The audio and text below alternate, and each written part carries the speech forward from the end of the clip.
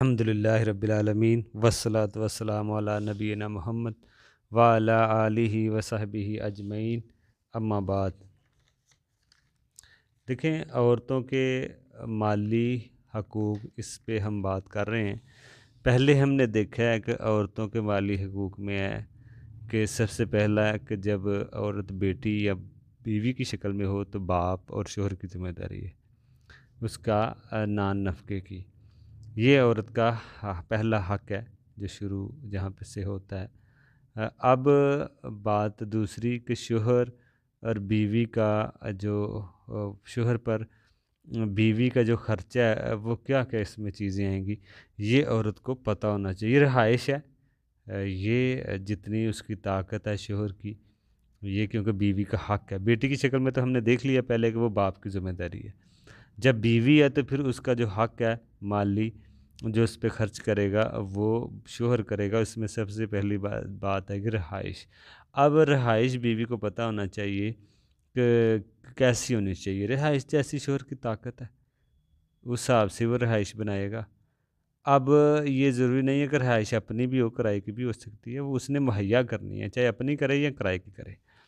یہ ایک چیز رہائش، مکان۔ دوسرا کپڑا، کھانے پینے کی چیزیں جو اور علاج، یہ 3-4 چیزیں یہ واجبی ہیں اور یہ شوہر پر واجبی چیزیں ہیں۔ اپنی استطاعت کے مطابق، عرف کے مطابق وہ بیوی کو مہیا کرے گا۔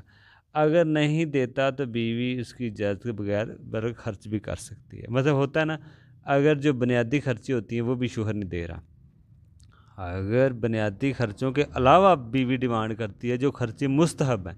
مستحب خرچے وہ ہوتے ہیں، مستحب جو کہہ لیں کہ بنیادی ضرورتوں میں نہیں آتے۔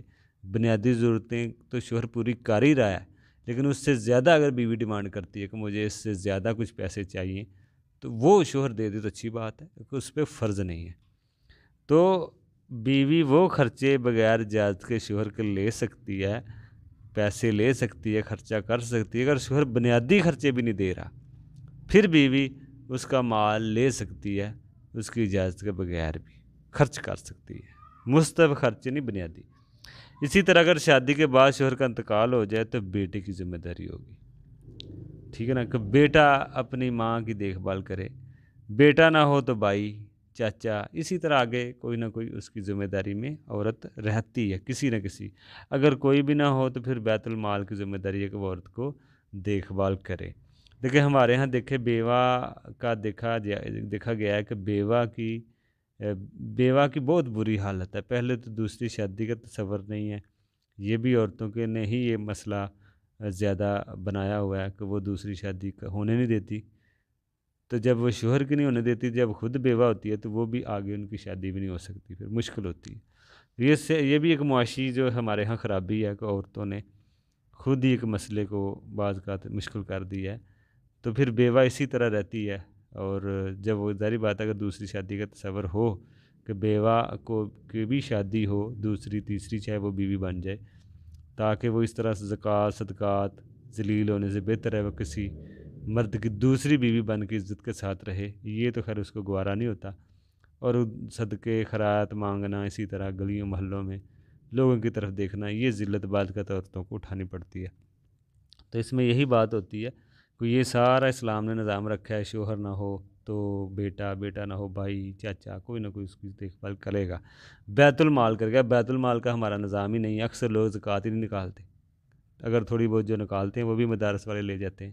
تو عورتیں در بدر ذلیل ہو رہی ہوتی ہیں، بیوہ، اور دانت تو دوسری شادی کا تصور ہے۔ یہ بھی ایک بڑی خرابی ہے معاشرے میں، دوسری شادی کا تصور۔ یہ بھی ایک ہندوانہ کلچر ہے کہ عورت کی دوسری شادی کرنا بڑا مشکل ہے۔ یہ بہت ساری چیزیں ہیں جو ہندوؤں کی چلتی آ رہی ہیں ہمارے ہاں، جو ابھی تک اس کو بدلا نہیں جا سکا، ایک ذہنیت، سوچ، تصور نہیں بدلا جا سکا۔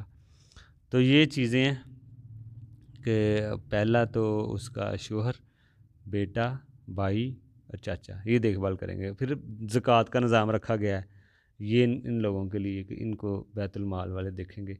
تو اگر کسی معاشرے میں، کسی محلے میں کوئی بھی نہیں دیکھ بھال کرتا تو پھر سبھی گناہ گار ہو سکتے ہیں۔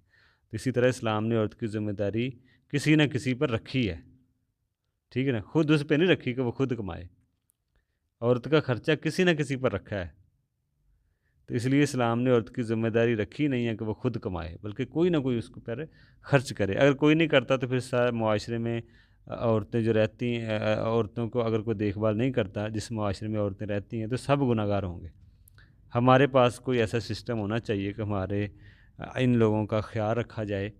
اور یہاں دیکھیں مدارس والے ساری زکوٰۃ لے جاتے ہیں، بیوہ عورتوں کا خیال نہیں رکھا جاتا، حالانکہ اللہ تعالیٰ نے قرآن میں واضح کہا کہ فقیر مسکین پہلے ہے، پہلے فقیر مسکین کا بیان کیا ہے، فقیر پھر مسکین، تو اس میں ہم ان کو رکھیں، فقیر مسکین کے زمرے میں جو لوگ آتے ہیں ان کا پہلے خیال رکھیں۔ دوسرا حق آگے ہم دیکھیں گے، پہلا تو حق ہم نے بیان کیا ہے، آگے ہم دوسرا حق دیکھیں گے عورتوں کے کیا کیا ہیں مالی حقوق۔